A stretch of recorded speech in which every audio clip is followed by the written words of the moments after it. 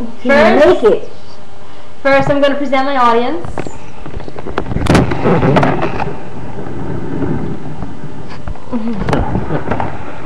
Oops.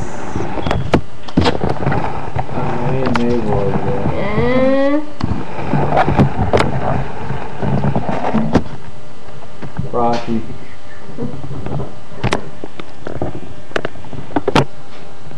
Alright, so what is jewelry and what's the point of it? Well, by definition, it's a personal adornment worn anywhere on the body. Ears, neck, wrists, fingers. It's wearable art and can be found dating back up to 100,000 years ago. Throughout history, there's many uses for jewelry. It's something seen every day and everywhere all over the world. Jewelry can be looked at in many different aspects depending on the eye of the beholder. Jewelry can be made out of practically anything from glass to rope, but it's usually made out of precious materials like gemstones, diamonds, gold, which are more rare than most materials. Alright, so there's jewelry to show you have money. There's jewelry with meaning and sentimental value. And then there's jewelry for looks and what meets the eye. So when it comes to money, some people like to show it. And one way to show it is through what you wear. And this is where jewelry comes into play. An article called Rich People Buy Jewelry by Larry and Stan say that the latest government findings release that high-income consumers love jewelry. Higher-income consumers spend exponentially more than lower-income consumers. So rich people like to buy expensive pieces of artistic jewelry.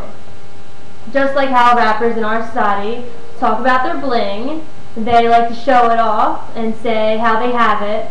So they flaunt their money and they flaunt their jewelry, their expensive gold and diamonds and gems on like their music videos. So jewelry to them is a way of showing they have money. Jewelry can be looked at through meaning and symbolic value as well. There's many symbols and charms that stand for numerous things, from religion to culture. There's peace signs, yin-yang signs, hearts, crosses, angels, and a cluster more. Not only is there different signs and symbols, but there's also jewelry that's engraved and passed down through generations and generations, which becomes really sentimental after a while. Wedding bands show marital status, standing for endless love of a couple, and declares the eternal love for one another. Also, a jewelry article by Admin states that wearing a ring on this finger, on the left ring finger, which is, it claims, it says, it signified to the world that the wearer had a claim to their heart, so therefore they're taken. Also, there's lockets that have great sentimental value, that holds a picture that's dearing to someone, maybe someone who's passed or someone very close to them. And jewelry can be a way of showing religion, heritage, and different beliefs. A cross pendant stands for the death of Jesus Christ, the Son of God, and it reminds us that we belong to Christ. The Italian horn amulet is a pendant. It's said to have a protection against the evil eye and other superstitions. Also, the Star of David is a Jewish symbol. It's a 6-pointed star with 2 interlocking triangles, and it stands for God's rule over the universe and protects us all from the directions north, south, east, west, up and down. And so there's hundreds and hundreds of different symbolic and meaningful jewelry. Not only do we see this here in our society, but other cultures like Africa that have a great meaning behind their jewelry as well. So if you go to like galleries or museums and you look at various pieces of jewelry, Old or new, you'll notice several common themes on display. A couple of women, a child, a male with their weapons or animals. These are all themes that represent different elements of the African culture, and it reveals the importance of each piece of jewelry, which in turn makes them so special. Personal adornment and beauty is another way of looking at jewelry. Wearable art is something that adds attractiveness. It's a trend in society. There are different kinds of jewelry that go with different kinds of styles and wardrobes. It can be considered a fashion statement.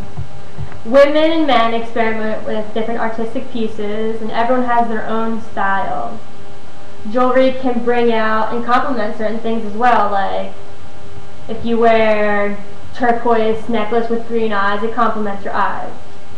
Also, an article I found called Tips for Wearing Your Jewelry by fashion jewelry editor Ilana gave numerous tips about wearing the beauty. She states that if you're a thin, tall woman, you can pull off long, dangling earrings, boosting your fine, sway neck. Now, if you're a short, petite woman, smaller earrings are the right match because you won't look like you're wearing weights. So, people wear all sorts of jewelry matching their personality and their own personal look.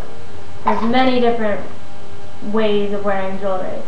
Say if you have a very bold personality, that you're very outgoing, you can get away with more bulky necklaces and stuff. So jewelry throughout the years has changed and will continue to have significant meaning and show class.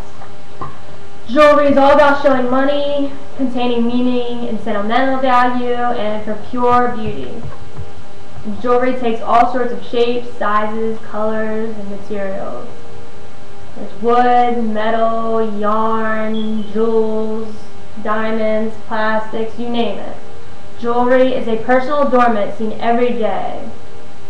It shows you have money, it shows there's value, and it shows how beauty can be looked at through different ways with jewelry.